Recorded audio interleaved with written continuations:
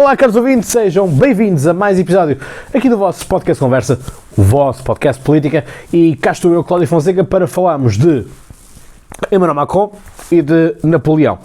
Ou um Emmanuel Macron napoleónico. É como vocês quiserem, dá tudo igual. E justamente esta revolução que Macron quer fazer, ou como ele costuma dizer... Parce que c'est notre projet! Vive la République!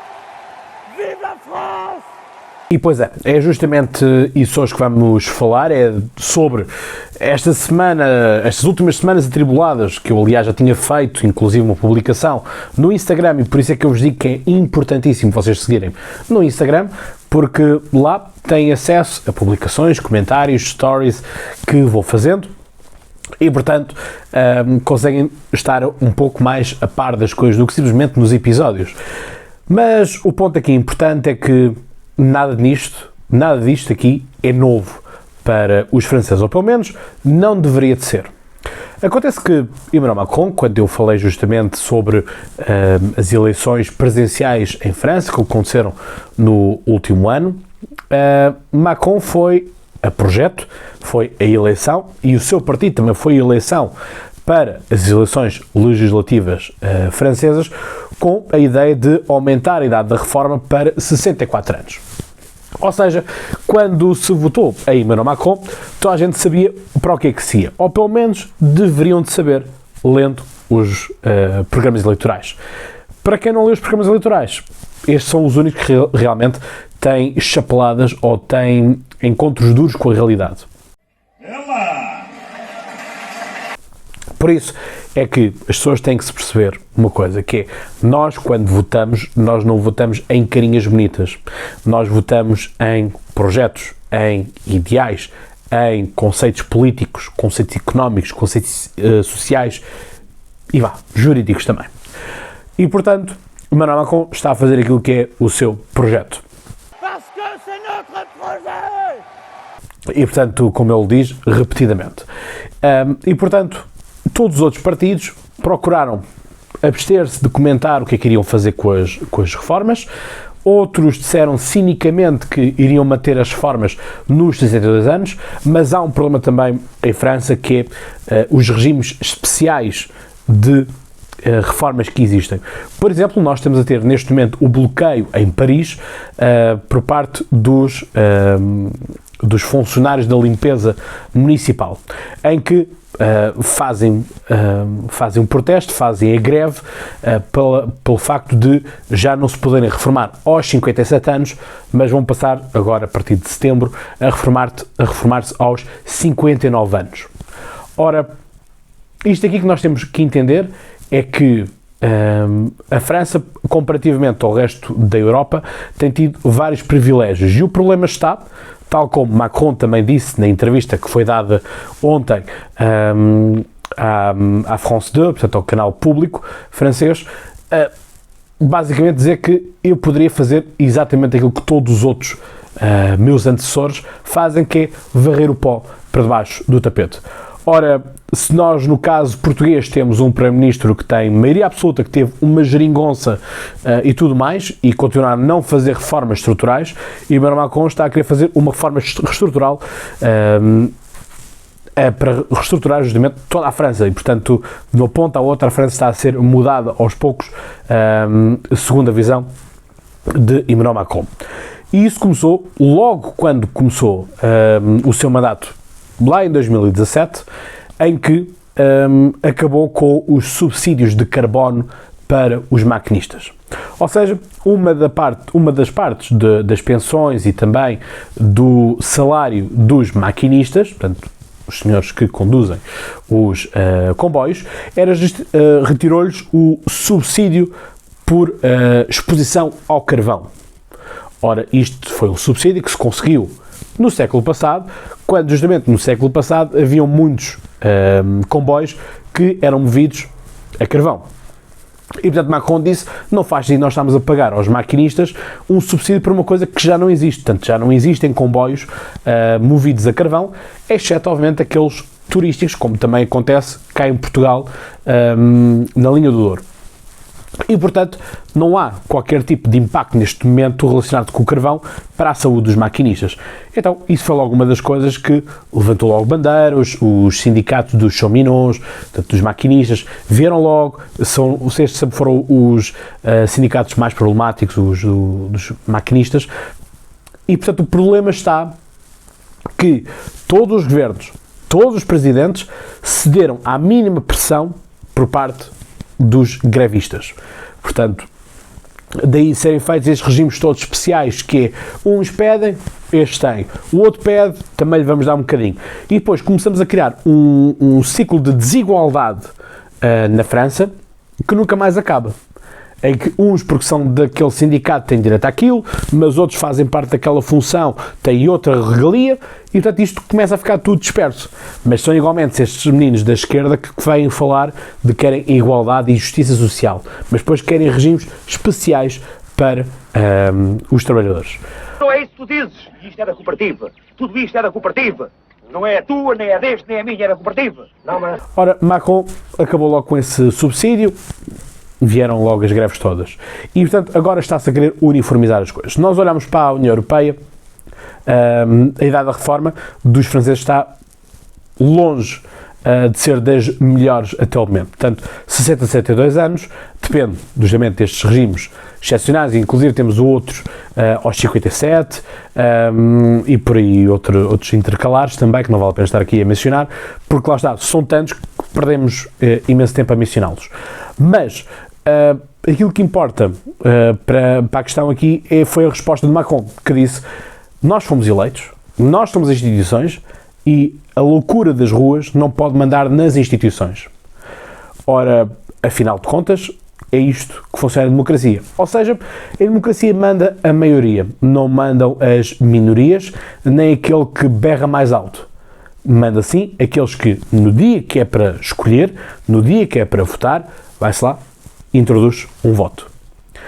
Podem-me dizer que, tal como iniciei, que era um pouco cínico por parte dos outros partidos não terem ido à luta com esta questão da reforma.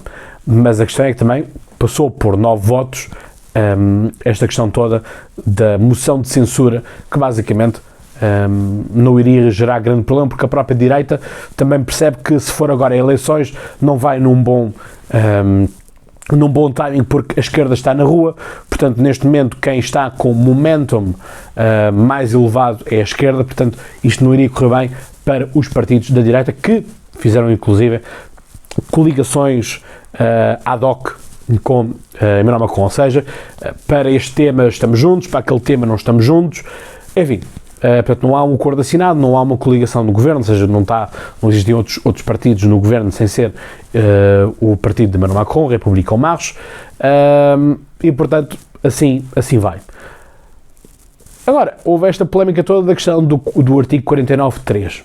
De l'article 49, alinéa 3 de la Constitution, j'engage la responsabilité de mon gouvernement sur l'ensemble du projet de loi de financement rectificatif de la sécurité sociale pour 2023, modifié par l'amendement de coordination communiqué à l'Assemblée nationale. A questão aqui é que nós, igualmente em Portugal, também temos a possibilidade do decreto de lei, ou seja, o decreto de lei permite que algo seja implementado sem ter que ir à votação. Só que, do ponto de vista dos princípios democráticos, não é muito democrático fazermos este tipo de passagens, não é? Portanto, eu quero, posso e mando. Não é assim que funciona a democracia, tem todo um caminho, tem todo um processo, e nós estamos a ver, no caso português, do caso da eutanásia, em que vem projeto, volta projeto, vem projeto, volta projeto, não é? E passa por Parlamento, passa por Presidente da República, passa ainda pelo Tribunal Constitucional e volta atrás. E volta aos partidos, Parlamento, Presidente da República, Tribunal Constitucional. E portanto, assim funciona, assim é a República. Todavia, estas alíneas, estes artigos estão presentes na Constituição. Ou seja, é democrático ou não é democrático? É democrático porque está escrito no fundamental, mas não é democrático porque o princípio não o é, porque tem que haver a questão do sufrágio. Tudo de acordo quanto a isso. Agora, aquilo foi uma forma também de os outros partidos, se os outros partidos fossem votar isto, iriam ficar todos queimados para as próximas eleições. Portanto, isto para os outros partidos foi quase um bónus, porque assim, o único partido que fica queimado é o partido de Emmanuel Macron. E Emmanuel Macron, nessa mesma entrevista que deu, falou de uma coisa muito simples, que é, neste momento, o sistema de reforma está acabado. Quando Macron começou a descontar, segundo ele, existiam 10 milhões de pensionistas em França. Estamos a falar da França, que tem, neste momento, cerca de 60 milhões de habitantes, portanto, 6 vezes mais do que Portugal. A questão aqui, que se prende, é, atualmente, portanto, estamos com 10 milhões de pensionistas, neste momento estamos com 17 milhões de pensionistas. E a própria população não se regenera. Ora, se a própria população não se regenera e que a própria França acaba por ter uma grande onda de imigração, quer seja por pessoas de suas antigas colónias, quer seja por pessoas da própria Europa que procuram na França um Eldorado, Portugal à cabeça, ou também das próprias migrações dos refugiados do Mediterrâneo, e portanto, mesmo assim, a questão da regeneração em França não se resolve. E portanto, quando as pessoas não perceberem que hoje em dia o meu trabalho, a minha coleta, não é? A cotização, como é chamada em França, a minha cotização serve para pagar a cotização do meu avô e posteriormente da minha mãe quando chegar à hora da reforma, não é? As coisas não... O sistema está... crashou. Portanto, há um problema. Os pressupostos não estão a ser cumpridos. Ou seja, o pressuposto era eu estar a coletar para, quando eu chegar à minha velhice, à minha reforma, eu poder usar a minha reforma, poder usar o dinheiro que eu andei a descontar para o governo. Porque senão voltamos à Idade Média, em que chapa ganha, chapa gasta, não é? Ou seja, tudo aquilo que eu ganho tenho que armazenar e depois vou viver o resto da minha vida com os meus filhos num anexo da casa, não é? Porque sou o patriarca, porque sou o sénior da família. Ora, assim já não vai acontecer, como é óbvio, nos dias de hoje. Portanto, por isso é que nós temos o sistema de reformas. E Macron foi o que ele teve a dizer. E isto foi algo que eu também coloquei na publicação do Instagram, que é, existem muitos caminhos para podermos reverter isto.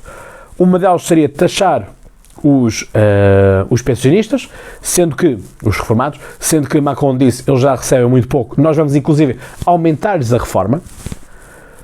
Podíamos ir buscar mais dinheiro aos trabalhadores, mas a França é dos países onde os impostos são dos mais altos.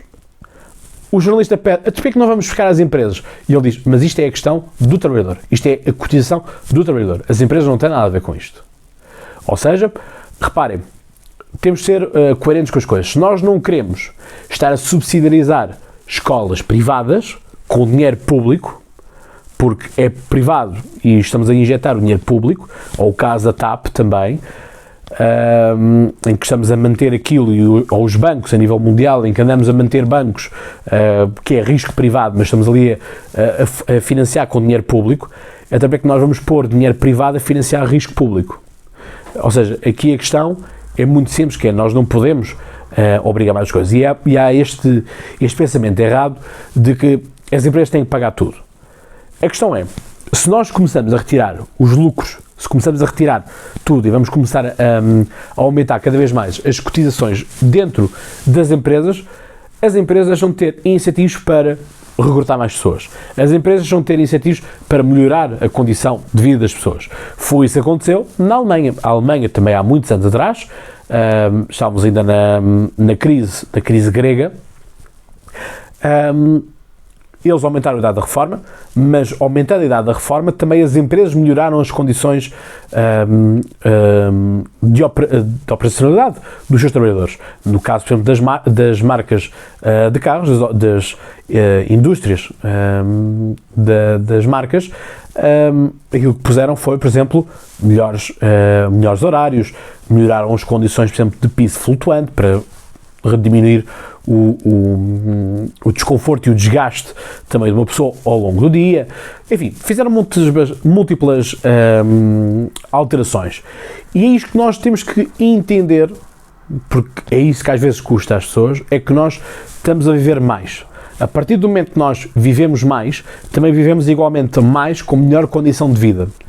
Se nós olharmos para fotografias do tempo dos nossos avós, dos nossos bisavós, olhamos para pessoas que tinham 50 anos e tinham um aspecto, e hoje em dia olhamos para pessoas que têm 50 anos e têm um outro aspecto. Porquê? Porque existem melhores condições de vida, existem outras condições de desgaste, existe tudo um conjunto de variáveis. E o ser humano tem que se adaptar. Não é fazer como dizem os sindicalistas, de direito conquistado é direito alienado. As coisas não são assim, porque se assim fosse, então nunca nós iríamos reduzir a idade do voto de 21 anos para 18 anos, não iríamos reduzir, no caso espanhol, de podermos fazer alterações no nosso corpo com 12 anos sem qualquer tipo de prescrição médica. Então aqui temos de ser um pouco coerentes, que é, se mudamos as outras idades, porque é que não mudamos a idade da reforma? E o pessoal aqui tem que pensar uma coisa, que é, deixem-se dessas teorias dos homens independentes e fortes, das mulheres independentes e fortes, porque no final do dia, se não houver crianças, ninguém vai ter reforma. Portanto, isto é tudo muito engraçado, podemos ser homens independentes, mulheres independentes, sermos de sucesso e fazermos a vida boémia de conquistas de trabalho e de viagens. É muito engraçado, adoro essa imagem durante algum tempo, era isso que eu também queria para a minha vida. Mas quando eu começo a perceber que efetivamente o mundo gira e é preciso alimentar a máquina, porque senão nada feito, então se calhar temos que começar a ser um bocadinho menos egoístas e garantirmos, a questão aqui nem é sermos egoístas por causa dos outros, deixarmos de ser egoístas para o nosso benefício próprio, porque lá está, como nós estudamos todos em geografia, é preciso 2,1 filhos para uma geração, portanto nós precisamos de renovar as nossas gerações, precisamos de alimentar o nosso sistema de reformas, porque senão é aquilo que Macron diz, vamos criar um déficit e não há Estado nenhum que se garanta com déficit. Sim, não existe nenhum Estado no mundo que possa estar compulsivamente a estar em perdas, em gastar mais daquilo que recebe, porque isso simplesmente não funciona. E, portanto, espero que tenham gostado, que estejamos no próximo episódio, e eu despeço-me, como sempre, com aquela amizade, e como eu costumo dizer, então, tu já sabes, mais de cor, até lá tem boas conversas. Um abraço.